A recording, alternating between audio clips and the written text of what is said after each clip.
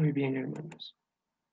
La porción que corresponde hoy es la última del libro de Génesis. Está compuesta desde el capítulo 47, versículo 28, hasta el capítulo 50, versículo 26. Su nombre significa "y vivió", ¿sí? Porque así empieza la porción.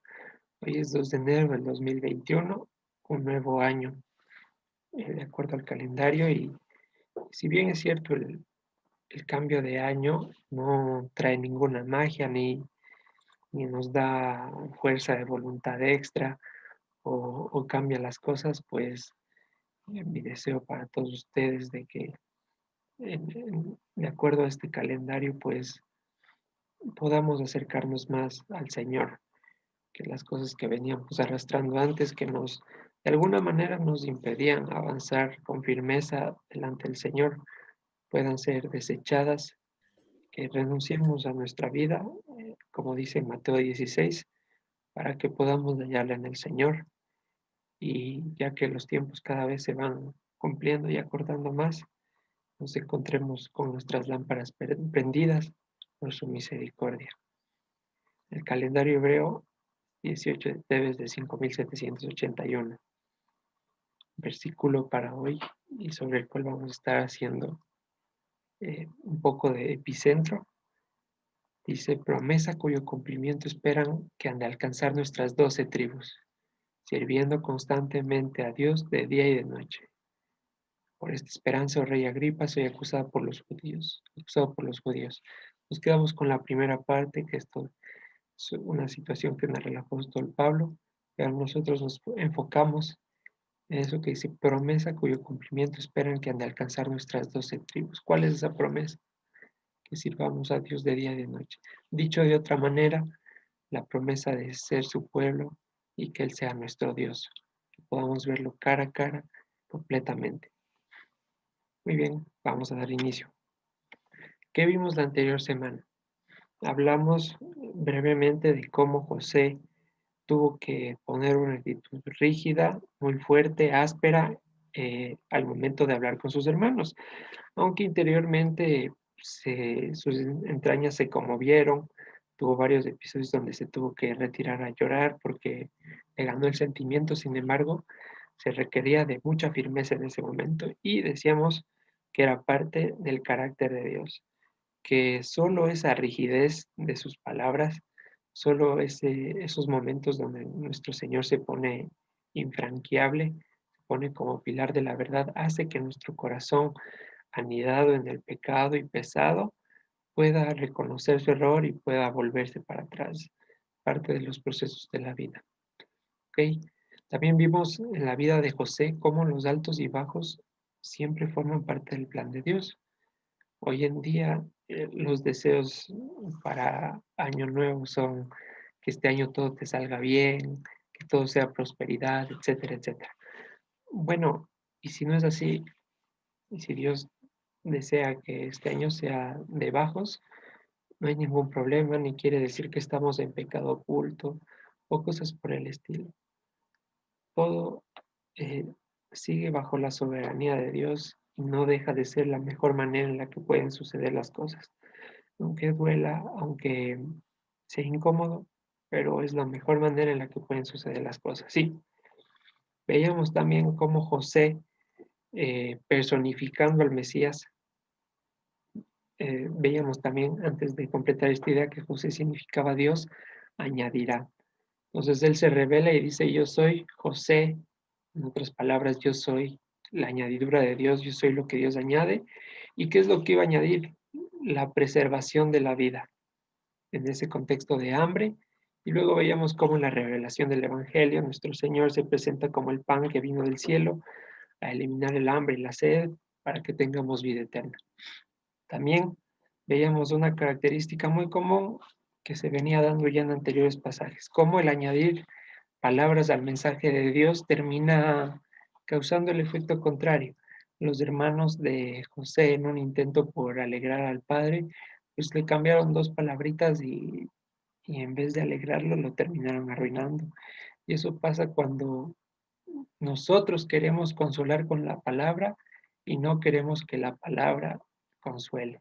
Cuando pensamos que por nuestras añadiduras podemos lograr algo más y pues al final terminamos alterando el mensaje aunque no se deja de decir la verdad, pues cambia porque ya empieza a ser nuestra obra y no la de Dios. ¿Ok? Y finalmente vimos la identidad de Efraín y Judá, cómo siendo dos palos diferentes iban a llegar a unirse y formar uno solo en el cuerpo de Dios. Y decíamos esto porque en un intento de nosotros de volver, de pronto caemos en el lado de parecernos a Judá y eso tampoco estaba bien, porque no es la Biblia de los judíos, ni los judíos crearon a Dios, sino al revés. Entonces nuestra identidad primero tiene que estar con Dios. El Evangelio vivifica y trae unión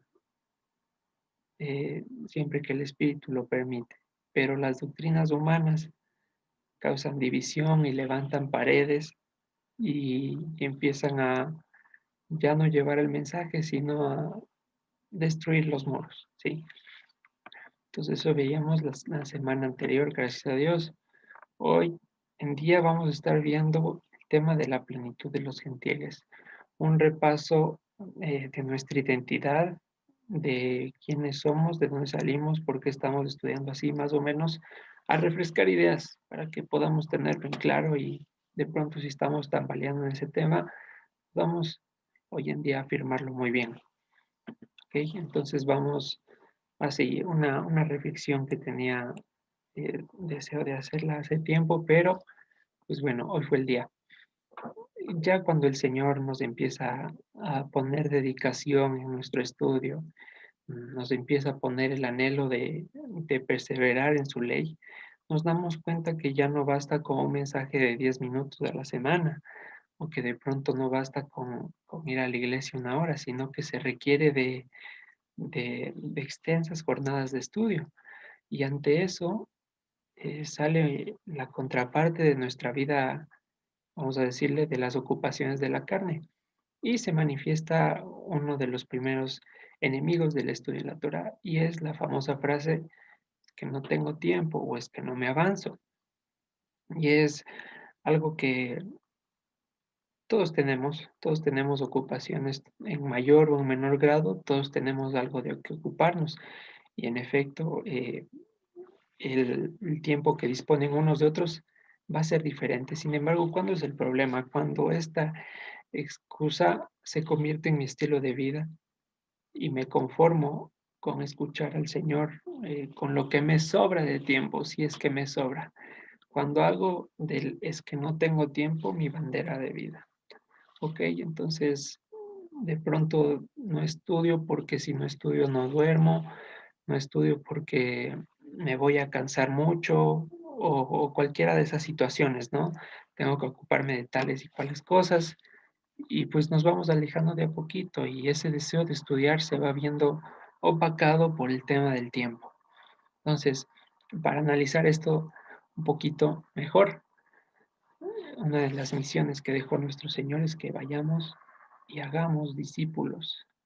Pero para ser discípulos, eh, primero tenemos que discipularnos nosotros mismos a la obediencia al Señor y eso requiere estudio, requiere oración y ser muy eficientes con el tiempo que manejamos. Y eso son malas noches, entre comillas, malas por el tema del cansancio, es darle las vueltas a las palabras y a los versículos y estar ahí martillando una idea varias veces. Y eso conlleva mucho tiempo. Sin embargo, es parte de la comisión que se nos encargó. No quiere decir que todos vayamos a tener una iglesia, pero sí tenemos a alguien a quien enseñar, un hijo, un hermano, un amigo, y ese amigo necesitamos dedicarle tiempo también y no es fácil. Y si nosotros nos dejamos llevar por la frase de arriba, vamos a estar haciendo un trabajo a medias y muchas veces en el peor de los casos puede ser hasta mediocre y terminar dando un mensaje falso. Ok, entonces, qué es lo que tenemos que entender? En el Salmo 127, versículo 2, vamos a buscarlo.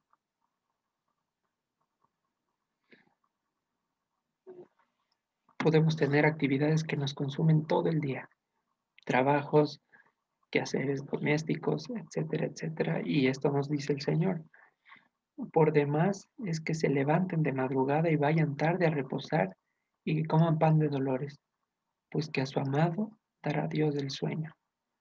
En otras palabras, no sirve de nada acostarse tarde y levantarse temprano, o viceversa, acostarse temprano y levantarse tarde con el fin de descansar un poquito más, porque el descanso, el reposo no viene en pos de las horas que yo me acueste, sino del Señor. El Señor es el que permite tener un sueño plácido, y esto es lo que está escrito aquí en Proverbios 3:21, la clave del sueño perfecto.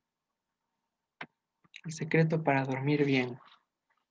Proverbios capítulo 3, versículo 21 dice, Hijo mío, no se aparten estas cosas de tus ojos. Guarda la ley y el consejo, y serán vida a tu garganta, gracia a tu cuello. Entonces andarás por tu camino confiadamente y tu pie no tropezará. Aquí viene, cuando te acuestes, no tendrás temor, sino que te acostarás y tu sueño será grato. ¿Cuándo va a ser sueño mi grato? Cuando guarde la ley, cuando me dedique a meditarla de día y de noche, o en función del tiempo que tenga, pero nunca eh, decir que no tengo tiempo. Dice, no tendrás temor de pavor repentino, ni de la ruina de los impíos cuando viniera, porque el Señor será tu confianza y Él preservará tu pie de quedar preso. ¿Ok? Entonces, una mala seña de que algo está muy próximo a torcerse es que empezamos a vivir con miedo. ¿Sí? Entonces, la solución ante el miedo y ante no poder dormir no son pastillas, sino tiempo con el Señor. Y si nosotros decimos, ya cuando tenga tiempo de revisar, pues es una mentira a veces peligrosa, a veces mentira, porque de pronto nunca llega a haber ese espacio de tiempo que esperamos y el estudio nunca se concreta. Así que el mensaje de esta breve reflexión es siempre exigirnos, siempre sacarle tiempo al tiempo. Evidentemente habrá situaciones donde no se avancen, pero siempre al máximo preocuparnos del estudio de la Torá, del Evangelio, de la oración, de conversar con hermanos respecto a la Biblia, y así en el consejo y en la ley hallaremos vida y nuestro sueño será grato. No porque descansemos más, no porque hagamos menos cosas. La carne tiende a veces a hacerse vaga de pronto, pero es gracias al poder que podemos sujetarla y pues sentarnos a estudiar. ¿Ok? Entonces, con esa breve reflexión, de, de pronto levantarnos a las 7 en sábado suena una locura. Antes era a las 5, luego se movió a las 6 y ahora ya está muy flexible a las 7. Entonces, aprovechemos estos tiempos, sacudámonos del sueño y pues, echemos para adelante. ¿Ok? Entonces, ahora sí vamos a entrar al tema en cuestión. Vamos a abrir Génesis 47, versículo 28. Dice, y vivió, así se llama la porción, Jacob en la tierra de Egipto 17 años. Y fueron los días de Jacob, los años de su vida, 147 años. Y llegaron los días de Israel para morir y llamó a José su hijo y le dijo, si he hallado ahora gracia en tus ojos, te ruego que pongas tu mano debajo de mi muslo y harás conmigo misericordia y verdad. Te ruego que no me entierres en Egipto, mas cuando duerma con mis padres, me levantarás de Egipto, dice literalmente, me levantarás de Egipto y me sepultarás en el sepulcro de ellos. Y José respondió, haré como tú dices. Vale, que vamos a detenernos ahí un momentito. Jacob llegó a la edad de 130 años de Egipto, ¿sí? Vivió 17 años allí. Al momento de llamar, no llama a los 12, sino llama a quien es su primogénito, a su hijo. Y no solamente a su hijo, sino que hemos hablado que la palabra hijo corresponde también a heredero. Entonces le llama a José como el más confiable de encomendar la tarea. Y le pide dos cosas, que haga Bueno, en principio dos cosas.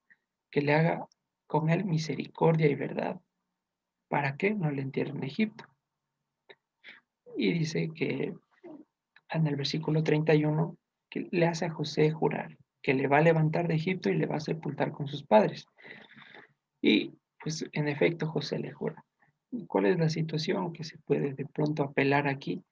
En Mateo 5:34 se levanta nuestro Señor diciendo lo siguiente: pero yo les digo, no juren en ninguna manera, ni por el cielo, porque es el trono de Dios, ni por la tierra, porque es el estrado de sus pies, ni por Jerusalén, porque es la ciudad del gran rey, ni por tu cabeza jurarás, porque no puedes hacer blanco o negro un solo cabello. ¿Ok? Sin embargo, aquí José está jurando. ¿Se puede o no se puede? ¿Qué es jurar o cuando se permite? En el versículo 31 dice simplemente, e Israel dijo, júramelo, y José le juró. No juró por nada. Entonces hasta ahí vamos bien, no rompe eh, nada de lo que dijo nuestro Señor. Y entonces, ¿en qué se traduce jurar? El actuar precisamente con esas dos características que mencionamos arriba, la misericordia y la verdad. ¿Y cómo vamos a actuar dentro de ellas? Andando dentro del pacto. Es decir, no nos vamos a comprometer a nada que rompa o que vaya en contra de la Torá. En este caso, Jacob estaba pidiendo trasladar la sepultura. No estaba quebrando ningún mandamiento. No le estaba pidiendo, cuando me muera vas a matar un chancho en mi nombre. No estaba pidiendo tal cosa. Por eso antepone la misericordia y la verdad como dos ejes sobre los cuales tienen que moverse lo que vayamos a hablar, siempre que estemos actuando dentro del pacto. Si es que alguna persona intenta meternos en algún compromiso que se desvíe de estos dos senderos, entonces estamos propensos a caer en una mentira y atarnos en un lazo al cuello que puede estar significando y traduciéndose en graves alianzas con el mundo. ¿Ok? Entonces, ese lado es el tema del juramento. En el versículo 30 dice, me levantarás de Egipto. Y no está de adrede esa frase como a veces decimos, sino que tiene un sentido muy importante.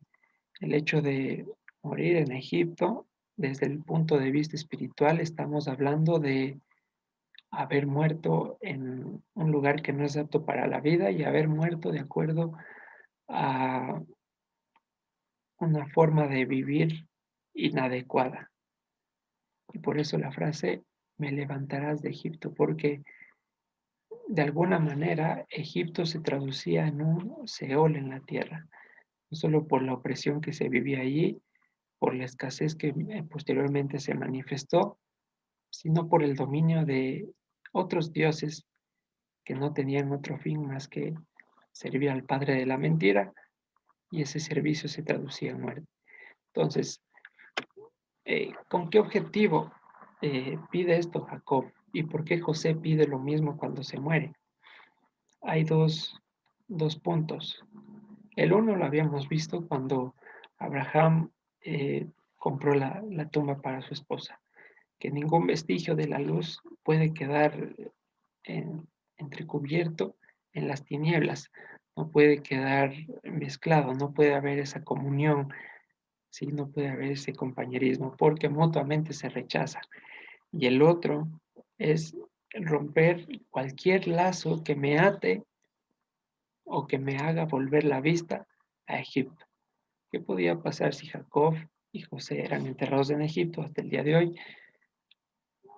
Cualquiera podía decir en ese tiempo, e incluso hasta ahora, aunque pues no tanto el hecho físico, sino el espiritual, de volvamos de Egipto a visitar a nuestros padres. Y en ese pretexto, el pie podía tropezar en cualquiera de las artimañas del enemigo. Entonces, a nuestra vida, ¿cómo lo aplicamos? Cualquier situación, artefacto, pensamiento que de alguna manera nos esté ligando a regresar a ver a Egipto, tenemos que pedirle a Dios que nos conceda mucha firmeza y dominio propio para que podamos levantarlo de allí y sepultarlo con nuestro Señor Jesús. ¿Sí? Entonces vamos a ir un ratito a Romanos capítulo 13, versículo 10. Y dirá lo siguiente: el amor no hace mal al prójimo, así que el cumplimiento de la ley es el amor. Y esto conociendo el tiempo que ya es hora de levantarnos, la misma palabra del sueño, porque ahora está más cerca de nosotros nuestra salvación que cuando creímos. ¿Ok? Entonces, ya vamos muy cerca, vamos en tiempos finales y tenemos que seguir deshaciéndonos de esos lazos si es que hubiere esos pretextos por los cuales de tanto en tanto vemos cómo está el mundo en Egipto. ¿Ok? Entonces, al igual que Jacob, al igual que José, romper esos lazos estrictamente, pidiéndole al Señor que nos dé su fortaleza. ¿Ok? Ahora vamos a avanzar hasta el capítulo 48. Vamos a hablar de la bendición a Efraín y Manasés. Efraín y Manasés son hijos de José. ¿Ok? Entonces dice lo siguiente. Sucedió después de estas cosas que dijeron a José: He aquí, tu padre está enfermo. Y él tomó consigo a sus dos hijos, Manasés y Efraín, y le hizo saber a Jacob diciendo: He aquí tu hijo José viene a ti. Entonces se esforzó Israel y se sentó sobre la cama. Y dijo a José: El Dios omnipotente me apareció en luz en la tierra de Canaán y me bendijo. Y me dijo: He aquí yo te haré crecer y te multiplicaré y te pondré por estirpe de naciones y daré esta tierra a tu descendencia después de ti por heredad perpetua. Ok, entonces aquí Jacob rememora la bendición que le transmitió su padre, que posteriormente le comunicó Dios y ahora se le está replicando a José. ¿Qué vamos a estar analizando aquí? En el versículo 3, nuestro traductor lo ha puesto como estirpe de naciones, apelando o dando la idea de que puede ser alguna cuestión de consanguinidad o de llevar algún linaje especial o alguna cuestión de esas. ¿Ok? La palabra de la cual se traduce estirpe es la mismita que se utiliza para traducir posteriormente la palabra iglesia o sinagoga o congregación o reunión. Varios, esos cuatro que están allí son sinónimos. Sin embargo, eh, hemos visto la intención que hay del traductor de, de no demostrar que la iglesia existe desde siempre, sino solo como que apareció en hechos. Y parece que en esa intención pues tratan de darle diferentes matices a esta palabra.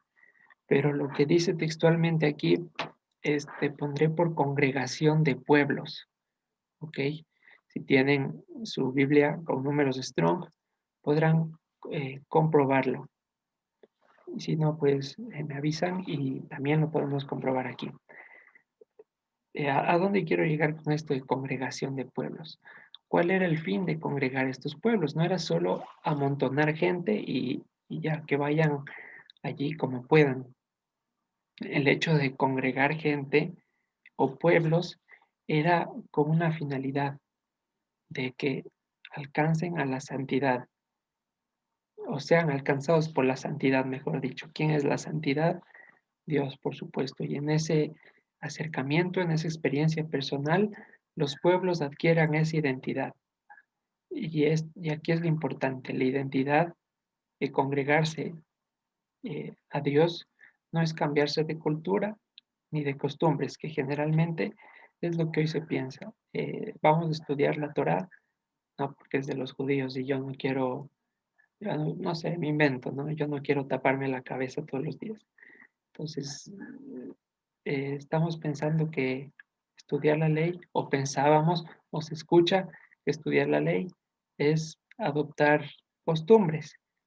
Y no es así, es adquirir la identidad con Dios, como dice en Hechos 15. A los gentiles que recién se convierten, pues estos son los lineamientos. Basta ya de hacer las cosas que agradan a los gentiles. Ese estatus no es una camiseta que podemos ponernos y decir, esta es la iglesia de los gentiles o yo sigo siendo gentil. No, porque estamos presumiendo de algo que es vergonzoso, ¿ok? Dios nos llama y en ese momento dejamos de ser gentiles, pasamos a santificarnos y posteriormente a convertirnos en su pueblo, ¿ok? Entonces vamos a irnos a cuando se le dijo esta bendición a Jacob por primera vez. Vamos a volver 20 capítulos atrás hasta Génesis capítulo 28, versículo 13.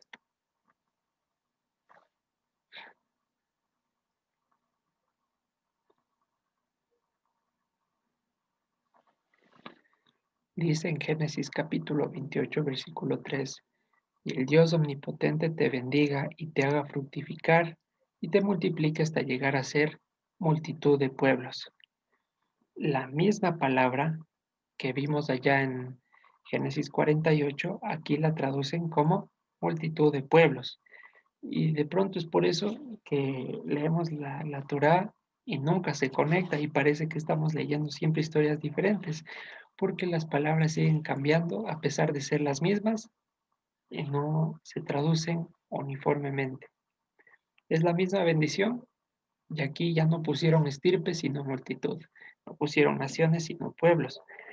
Entonces, bueno, sigue siendo congregación de pueblos. Aquí te pondré por congregación de pueblos. ¿Qué podemos notar? Han pasado más o menos 100 años desde este momento hasta la bendición que le comunica José. Aproximadamente 100 años, hasta el capítulo 48 desde aquí. Y en todas eh, sus vivencias de Jacob, cómo escapó de su suegro, cómo escapó de su hermano, cómo se enfrentó contra el mensajero de Satanás, cómo dividió los campamentos, cómo se encontró con Dios. En todo ese largo transcurso, fíjense que 100 años no es en cualquier tiempo, esa bendición estuvo siempre presente y no eh, entró la duda de ya estoy viejo y no tengo ningún pueblo se ha congregado a mí, somos pocos. La bendición siguió firme porque fue Dios quien se lo comunicó. Esa es la importancia y ejemplo para nuestras vidas. No es demora el hecho de que Dios no nos entregue lo que queremos, sino que aún no necesitamos tenerlo. ¿Ok? Y eso es difícil a veces de entender, pero como dijimos antes, no deja de ser lo mejor. ¿Ok? Entonces, vamos a ver otro lugar donde le mencionó lo mismo. Vamos a saltar hasta el capítulo 35 de Génesis. 35, versículo 11. Nuevamente. También le dijo Dios, yo soy el Dios omnipotente. Es importante resaltar que cuando dice Dios omnipotente aparece la palabra El Shaddai, ¿ok? Crece y multiplícate. Una nación y conjunto de naciones procederán de ti. Aquí traduce, en cambio, la frase como conjunto, ya no como estirpe, ya no como multitud, sino como conjunto de naciones. ¿Qué sí es diferente aquí? Efectivamente, aquí se aparece la palabra naciones, que es la misma que se utiliza para hablar de los gentiles. Entonces, qué le está diciendo en otra palabra? En vez de leer nación, voy a leer gentil. Dice, también le dijo Dios, yo soy el Dios omnipotente, crece y multiplícate. Un gentil y conjunto y congregación de gentiles procederán de ti. ¿Okay? Entonces está revelando aquí a Jacob cuando le cambia el nombre a Israel, que en algún punto del futuro y por alguna circunstancia, el pueblo iba a dejar de ser pueblo y el Dios que le estaba hablando iba a dejar de ser Dios de ellos porque iban a adquirir un estatus de gentiles. ¿Y qué significaba ser gentiles? Ya lo vamos a estar viendo y qué implicación alcanza. Ok, primero le dice que va a ser congregación de pueblos en dos pasajes. Lo dice en el capítulo 28 y en el 48. Sin embargo, en el 35 dice que va a haber una congregación de gentiles. Ok, y como siempre decimos, no es de adrede el cambio de palabras, tiene una razón de ser. No es porque Moisés al rato de escribir simplemente quiso cambiar, sino porque hay un mensaje que necesita ser exprimido de cierta manera. Vamos a ir a Génesis 48, versículo 19, y ver de dónde iba a salir esta congregación de gentiles.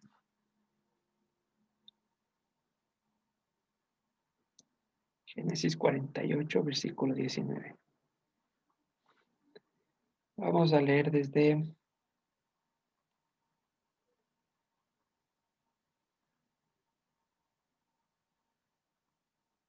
del versículo 12. ¿Ok?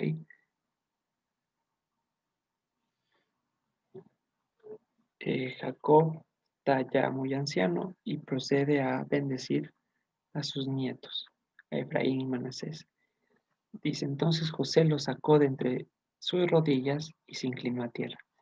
Y los tomó José ambos, Efraín a su derecha, a la izquierda de Israel, y Manasés a su izquierda, a la derecha de Israel, y los acercó a él. Entonces Israel extendió su mano derecha y la puso sobre la cabeza de Efraín, que era el menor, y su mano izquierda sobre la cabeza de Manasés, colocando así sus manos adrede, aunque Manasés era el primogénito.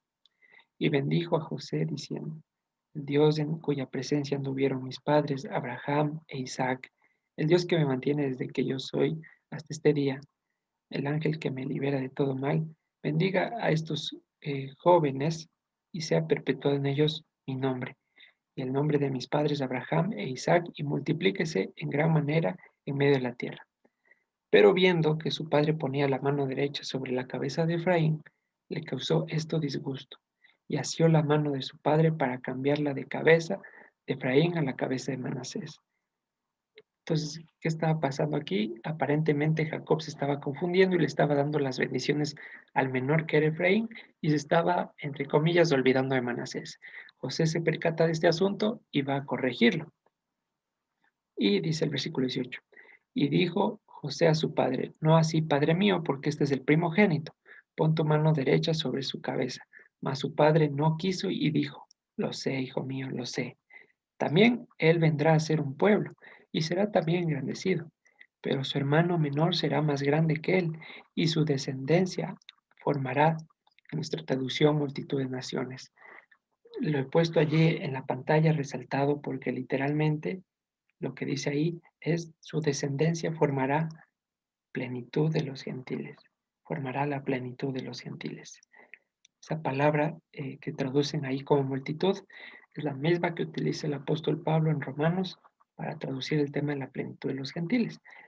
Entonces, ¿qué estamos viendo y qué unimos? En Génesis 35 le dice que de él iba a proceder una congregación de gentiles. Y aquí por revelación de Dios se entiende que esa congregación de los gentiles vendría de parte de Efraín. Es lo que nos está diciendo el texto literalmente.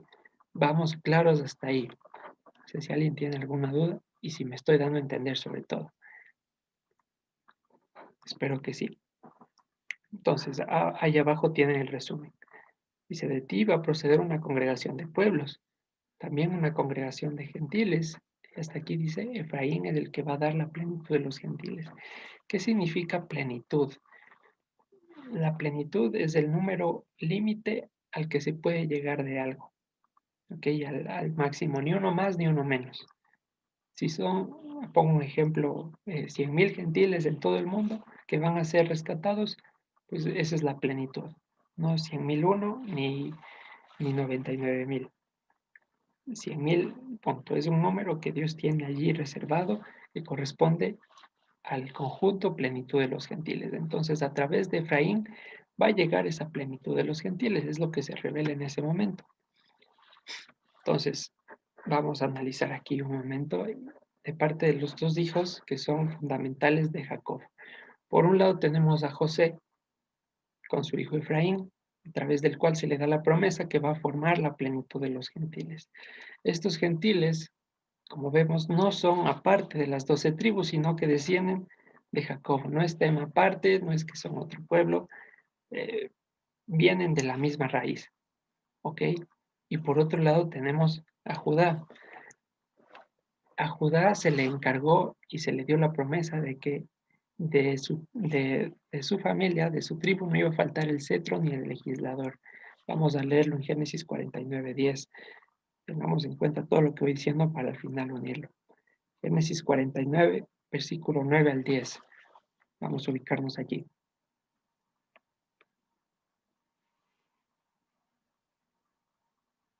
Dice Génesis 49:9. Cachorro de león, Judá de la presa subiste, hijo mío. Se encorvó, se echó como león, así como león viejo. ¿Quién lo despertará? No será quitado el cetro de Judá, ni el legislador de entre sus pies, hasta que venga Silo, y a él se congregarán los pueblos. Y vamos a complementar esto en Primera de Crónicas, capítulo 5, versículo 2.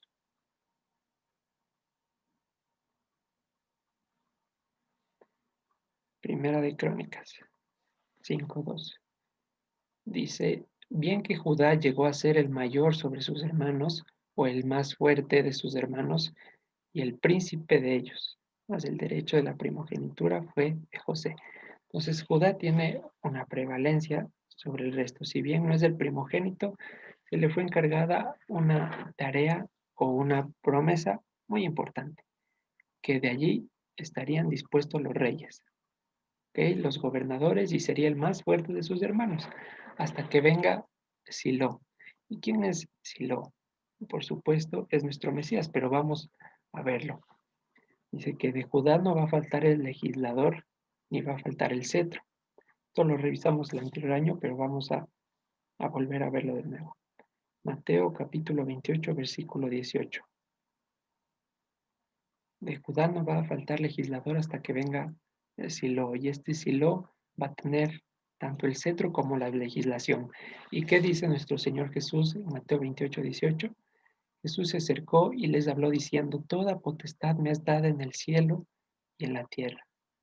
Por tanto, id y haced discípulos a todas las naciones, bautizándolos en nombre del Padre, del Hijo y del Espíritu Santo. Y bueno, lo que continúa, el énfasis en que la legislación aquí se declara el que tiene absoluta potestad. Y vamos a ir a Primera de Timoteo, capítulo 6, versículo 15. Dice, la cual a su tiempo mostrará el bienaventurado y solo el soberano, Rey de reyes y Señor de señores, el único que tiene inmortalidad, que habita en luz inaccesible, quien ninguno de los hombres ha visto ni puede ver, al cual sea la honra y el imperio sempiterno. Amén. ¿De quién está hablando? De Jesús. Entonces Jesús es el Rey de reyes y quien tiene toda la legislación de la ley, valga la redundancia, y por supuesto que vino de Judá para que a él se le congreguen todos los pueblos. ¿Okay? Entonces, este rol de congregador de pueblos lo cumplieron en parte David y Salomón, que fueron los dos reyes que gobernaron sobre las 12 tribus, los únicos dos reyes hasta ese momento que gobernaron sobre las 12 tribus. ¿Ok? Entonces, en el futuro dice que Silo va a venir con toda la autoridad, con toda la majestad, y a él se le van a congregar todos los pueblos. Entonces, ¿qué entendemos? Que en el futuro una congregación de gentiles que viene desde Efraín va a servir a un rey judío, porque así está escrito, que viene desde Judá. ¿Ya le suena? Entonces, eso es lo que va a pasar, lo que no puede dejar de ser así, ¿ok? Y es lo que da testimonio en la escritura. Entonces, ¿qué pasó con Efraín? ¿Por qué se terminó haciendo en la plenitud de los gentiles? ¿O cómo se transforma? ¿O cómo llega a ser la plenitud de los gentiles? Y aquí es donde vamos a entender mejor, eso espero, el tema de nuestra identidad. Okay, vamos a abrir Primera de Reyes 11, 29 al 33 y de paso vamos a tomar la lección de lo que estudiamos los días jueves. Todos estén listos por las preguntas de ahí. Primera de Reyes 11, 29, 36. Aconteció pues en aquel tiempo que saliendo Jeroboam de Jerusalén, aquí tiene un mapita, Israel estaba como uno solo, y aquí pasa algo. Jeroboam de Jerusalén le encontró en el camino al profeta Ahías, silonita, y este estaba cubierto con una nueva capa, con una capa nueva, y estaban ellos dos solos en el campo. Y tomando Ahías la capa nueva que tenía sobre sí, la rompió en 12 pedazos, como las 12 tribus. Y dijo a Jeroboam, toma para ti los 10 pedazos, porque así dijo el Señor, Dios de Israel, he aquí yo rompo el reino de la mano de Salomón, y a ti te daré 10 tribus. ¿Ok? Y él tendrá una tribu por amor a David, mi siervo, y por amor a Jerusalén, ciudad que yo he elegido de todas las tribus de Israel, por cuanto me han dejado y han adorado a Astoret, diosa de los Sidonios, y Quemos, el dios de Moab, y a Moloc, dios de los hijos de Amón, y no han andado en mis caminos para hacer lo recto delante de mis ojos, y mis estatutos y mis decretos como hizo David su padre. Pero no quitaré nada del reino de sus manos, sino que lo retendré por rey todos los días de su vida por amor a David, mi siervo, al cual yo elegí y quien guardó mis mandamientos y mis estatutos. Pero quitaré el reino de la mano de su hijo y lo daré a ti, las 10 tribus. Y a su hijo daré una tribu para que mi siervo David tenga lámpara todos los días delante de mí en Jerusalén, ciudad que yo me elegí para poner en ella mi nombre. Entonces, aquí que se anuncia a través de este profeta, que el reino de Israel, compuesto por 12 tribus, tiene el mapa, iba a ser dividido en 10 por estar sirviendo a otros dioses. Iba a estar dividido en dos partes, perdón. En el norte tendríamos las 10 tribus y al sur tendríamos dos tribus, Judá y Benjamín. ¿Ok? Entonces vamos a avanzar hasta el capítulo 12 de Primera de Reyes, versículo 12, para ver cómo se concreta esta separación. Dice, al tercer día vino Jeroboam con todo el pueblo a Roboam, según el rey lo había mandado, diciendo, vuelvan a mí al tercer día. Y el rey respondió al pueblo duramente, dejando el consejo que los ancianos le habían dado, y les habló conforme al consejo de los jóvenes, diciendo, mi padre agravó su yugo, pero yo añadiré a su yugo, eh, yo añadiré a su yugo. Mi padre les castigó con azotes, yo los castigaré con escorpiones. Y no yo el rey al pueblo, porque era designio del Señor para confirmar la palabra que el Señor había hablado por medio de Ahías Silonita a Jeroboam, hijo de Nabat. Cuando todo el pueblo vio que el rey no les había oído, le respondió estas palabras diciendo, ¿qué parte tenemos nosotros con David? No tenemos heredad en el hijo de Isaí. Israel, a tus tiendas, provee ahora en tu casa, David. Entonces Israel se fue a sus tiendas, pero reinó Roboam sobre los hijos de Israel que moraban en las ciudades de Judá. Y el rey de Roboam envió a Adoram, que estaba sobre los tributos, pero lo apedreó todo Israel y murió. Entonces el rey Roboam se apresuró a subirse en un carro y huir a Jerusalén. Así se apartó Israel de la casa de David hasta hoy. ¿Ok? Se concretó esta separación que tiene el mapa. En la casa de Israel estaban las 10 tribus, entre las cuales estaba comprendida Efraín. Y en la casa de David estaba Judá con su capital Jerusalén, arriba con su capital Samaria. Hasta este punto, aunque las dos casas habían sido separadas, aún eran reconocibles y distinguibles. Es decir, si nosotros íbamos en ese momento, aún se podía decir, aquí está la casa del norte, aquí están las 10 tribus, y si vas al sur, la misma situación. Aún no se habían gentilizado. ¿Qué pasa? Y entonces, ¿cuándo se convierten en gentiles? ¿Cuándo se hace la plenitud de los gentiles de Efraín? Vamos a seguir hasta el capítulo 17, versículo 13.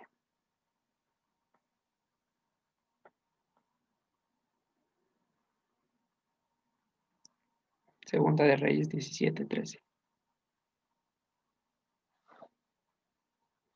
Dice, el Señor amonestó entonces a Israel y a Judá por medio de todos los profetas y de todos los videntes, diciendo, vuélvanse de sus malos caminos y guarden mis mandamientos y mis ordenanzas conforme a todas las leyes que yo prescribí a sus padres y que les he enviado por medio de mis siervos los profetas. Mas ellos no obedecieron, antes endurecieron su cerviz, como la cerviz de sus padres, las cuales no creyeron en el Señor, su Dios. Desecharon sus estatutos y el pacto que él había hecho con sus padres y los testimonios que él había prescrito a ellos, y siguieron la vanidad y se hicieron vanos y fueron en pos de los gentiles. Está hablando de los 10 tribus. Las 10 tribus fueron en pos de los gentiles que estaban alrededor de ellos, de las cuales el Señor les había mandado que no hiciesen a la manera de ellas. Dejaron todos los mandamientos del Señor su Dios y se hicieron imágenes fundidas de 2 becerros y también imágenes de acera, y adoraron a todo el ejército de los cielos y sirvieron a Baal. E hicieron pasar a sus hijos y a sus hijas por fuego y se dieron adivinaciones y agüeros y se entregaron a hacer lo malo ante los ojos del Señor, provocando la ira. El Señor, por tanto, se airó en gran manera contra Israel, contra el norte, no contra todo el pueblo, sino contra la casa que tiene una X ahí gigante, y los quitó delante de su rostro, y no quedó sino solo la tribu de Judá. Mas ni aun Judá guardó los mandamientos del Señor su Dios, sino que anduvieron en los estatutos de Israel, los cuales ellos habían hecho. Y desechó el Señor a toda la descendencia de Israel, y los afligió, y entregó en manos de saqueadores hasta echarlos de su presencia. Porque separó a Israel de la casa de David, y ellos hicieron rey a Jeroboam, hijo de Nabat, y Jeroboam apartó a Israel en pos del Señor y les hizo cometer gran pecado. Entonces, ¿qué pasó con estas 10 tribus? En resumen, fueron cautivadas por lo que estaba afuera. No en vano dice, el león, el enemigo está como león rugiente alrededor, afuera, buscando a quien devorar. ¿Y cómo busca a quien devorar? A través del engaño. ¿Y ese engaño en qué resulta? En gentilizarse. ¿Qué es gentilizarse? En palabras comunes y concretas. Perder absolutamente toda la identidad con nuestro Dios.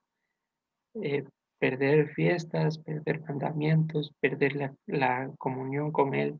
En el caso de las 10 tribus, perder la cultura, y todo se echó a perder. Fueron cautivas por Siria, por Asiria, y desde ese momento nunca más volvieron las 10 del norte. Amiga Cris, adelante, por favor.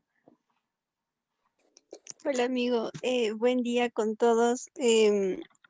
Solamente, sabes que quería comentar porque ahorita justamente el día jueves estuvimos estudiando Hechos 9 sobre Ujú. la conversión de Pablo y cómo entender justamente esto, ¿no?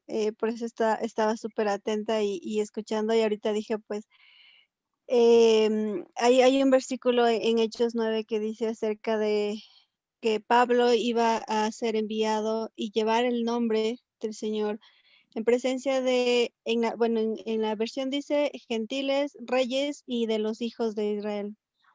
Entonces, quizás aquí también nos pueda quedar un poco más claro a las personas que, bueno, no me acompañaron el día jueves, puedan un poco igual conectar de mejor manera, entender esta parte de lo que Pablo, a quien fue enviado a predicar y en busca de quién iba, ¿no? Porque aquí con lo que tú estás explicando, obviamente se complementa, ¿no? Afuera del territorio de Israel habían pueblos extranjeros, había quienes eran gentiles y dentro de obviamente del pueblo, de las tribus del norte, estaban, obviamente ellos eran pueblo, solamente que perdieron su identidad, llegó los hechos, ¿no? Se dividió el reino, las 10 tribus perdieron su identidad y como tú dijiste, pues se gentilizaron, pero, o sea, ellos son que, como decirte, no sé si es como decir,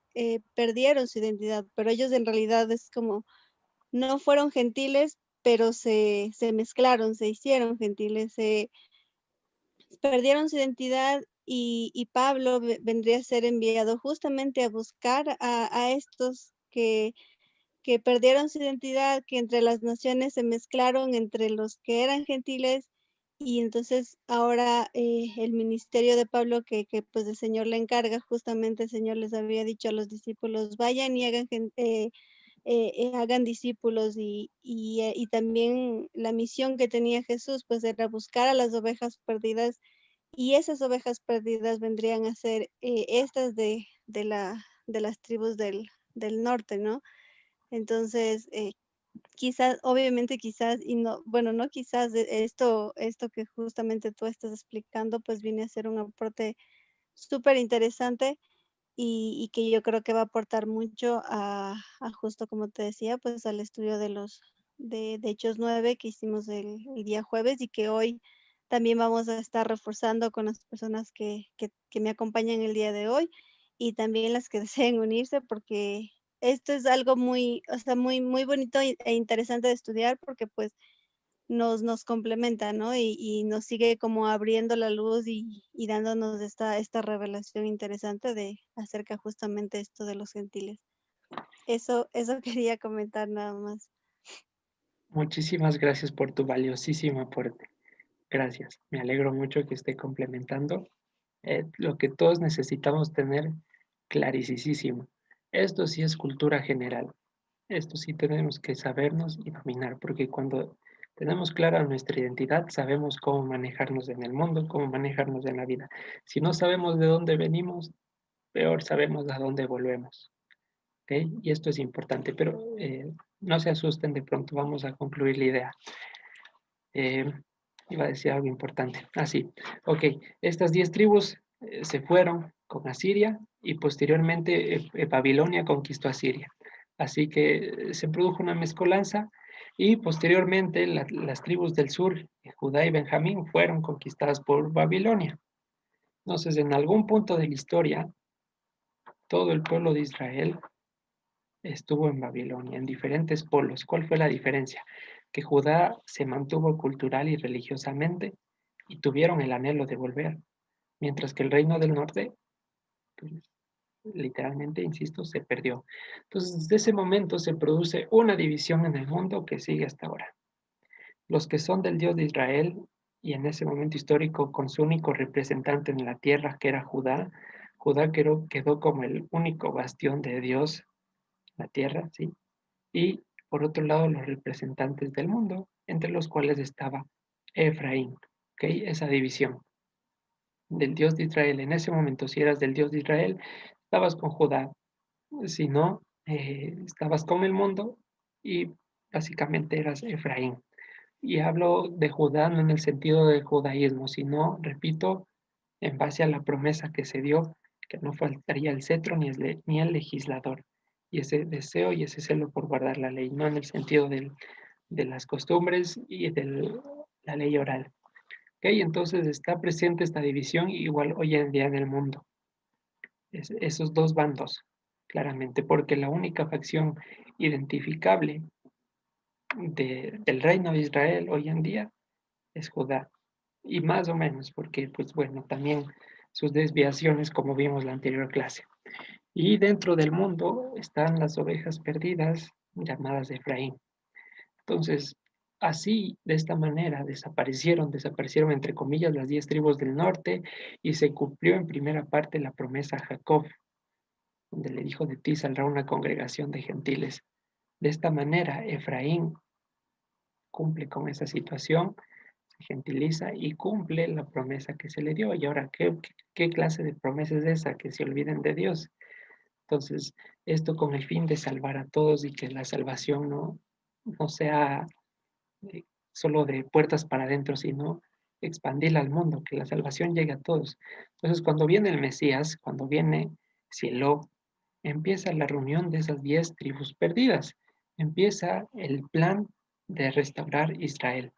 Y vamos a leer en Isaías 11, versículo 10 al 12.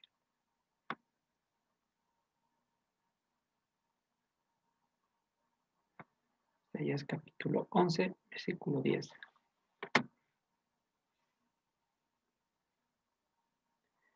Dice: acontecerá en aquel tiempo que la raíz de Isaí es el padre de David, la cual estará puesta por pendón. Esa palabra pendón es la misma que se utiliza para hablar del madero, de la cruz. No tanto cruz, sino madero.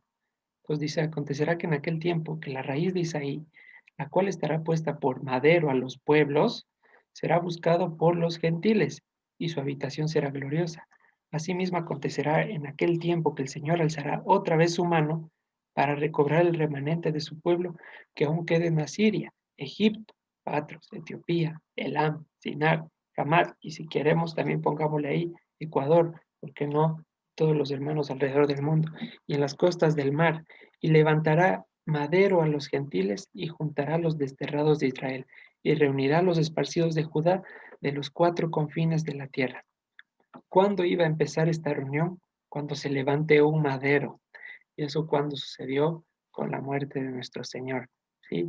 Maravilloso. Cuando ese madero, cuando él exhibió públicamente la derrota de las potestades, allí los que no eran pueblo empezaron a ser atraídos como parte de las 10 tribus. Entonces, ¿qué hay que tener en claro? Genealógicamente y biológicamente debo tener linaje de alguna tribu del norte. No, ese no es el requisito. ¿Ok? Que quede esto claro. No es mi procedencia la que me hace pertenecer a la promesa de Israel, es el llamado del Mesías. En virtud de que Él murió y levantó ese madero, en virtud de que Él nos amó primero, nosotros le amamos a Él, ¿ok? No es méritos, no es linaje, como pensaban nuestros hermanos de Judá, que ser descendientes de Abraham les garantizaba la vida. No. Entonces, aquí Isaías nos habla de que alguien, Isaías nos habla de que alguien de la raíz de Isaí, porque estaba profetizado que el Mesías tenía que venir de la casa de David. Entonces, cuando este personaje levante un madero, los gentiles iban a empezar a regresar. En otras palabras, es el rey judío que estaba restableciendo a Israel, pero ya no en cuestión de territorio, sino a nivel macro, salvación global, recuperar todo lo que se había perdido. Y en esas nos hallamos hoy en día. Vamos a abrir el Salmo 147 para ir terminando. Salmo 147, versículo 2.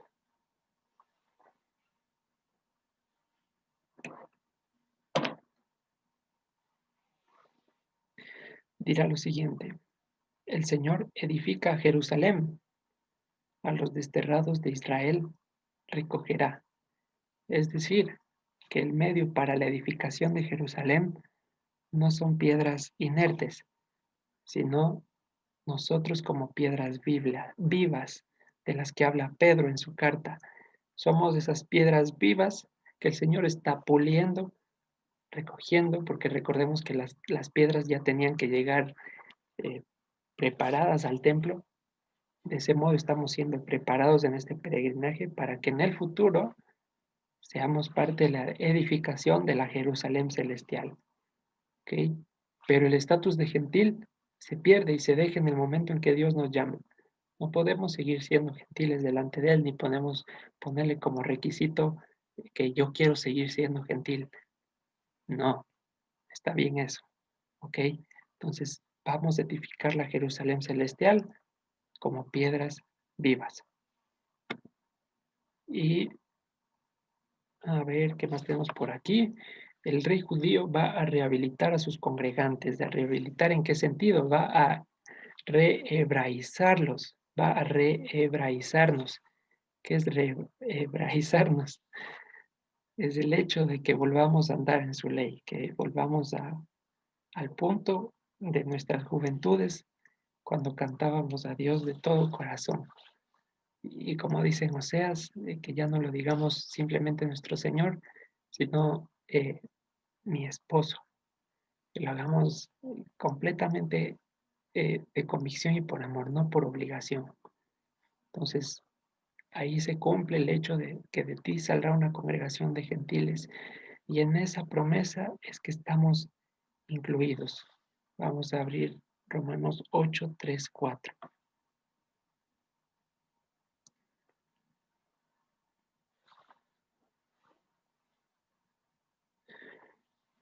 Por lo que era imposible para la ley, por cuanto era débil por la carne, no está diciendo porque la ley no sirva, sino porque nuestra condición carnal no nos permitía cumplir la ley. Dios enviando a su Hijo en semejanza de carne de pecado y a causa del pecado, condenó al pecado en la carne, para que ahí sí la justicia de la ley se cumpliese en nosotros, que no andamos conforme a la carne, sino conforme al Espíritu. De esa manera nos rehabilita el Señor, cumpliendo la justicia de su ley en nuestros miembros, ya no solo por nuestra carne, sino con el poder mismo de su espíritu. Entonces hay que tener claro aquí, estudiar Torah no es convertirse a la cultura, costumbres o adoptar el judaísmo. No se trata de eso, nunca. Es unirse a lo que Dios dijo en su palabra y ser su pueblo. ¿Estamos desechando todas las costumbres del judaísmo? No, lo repetimos porque tampoco queremos sembrar aquí antisemitismo o cualquiera de esas situaciones. Son hermanos que están eh, en mayor o menor grado desviados, como aún lo estamos nosotros, aún sin conocimiento, y el Señor nos irá perfeccionando. Ok, en Gálatas 3:28 dirá lo siguiente, y no hay que confundirse. Ya no hay judío ni griego, no hay esclavo ni libre, no hay varón ni mujer, porque todos ustedes son uno en Cristo Jesús. No está diciendo que no hay ley, sino está diciendo que no se trata de ascendencias para pertenecer a la promesa. ¿Ok? A veces se toma este versículo para borrar todo lo anterior. Y finalmente, Romanos 11:25, uno de mis favoritos de todos los tiempos. Dice, porque no quiero, hermanos, que ignoren este misterio, para que no sean arrogantes en cuanto a ustedes mismos, que ha acontecido a Israel endurecimiento en parte, hasta que haya entrado la plenitud de los gentiles. Ahora sí, ya sabemos, o espero que esté muchísimo más claro a qué se refiere con la plenitud de los gentiles. Todas las personas esparcidas alrededor del mundo, que por amor y nada más que amor, estamos siendo llamados a su congregación. Y luego, todo Israel, no se refiere al territorio, sino se refiere a todas las personas que conformamos Israel, será salvo. Como está escrito, vendrá de Sión el libertador que apartará de Jacob la impiedad. ¿Ok? Y ahí se va a cumplir la promesa que dice el apóstol Pablo que leímos en la introducción. Esperanza que han de alcanzar las 12 tribus, sirviendo a nuestro Señor de día y de noche. Esperanza que perseguimos. Y con eso terminamos el estudio de hoy. A los hermanos que nos han acompañado por la plataforma de Facebook, muchísimas gracias por su atención en este transcurso de tiempo. El Señor les guarde, sigan disfrutando de la luz de su rostro, por su misericordia. Acompáñenos en el resto de estudios que desarrollamos en el transcurso del día. El Señor les guarde nuevamente y un abrazo fuerte a todos. Shabbat Shalom.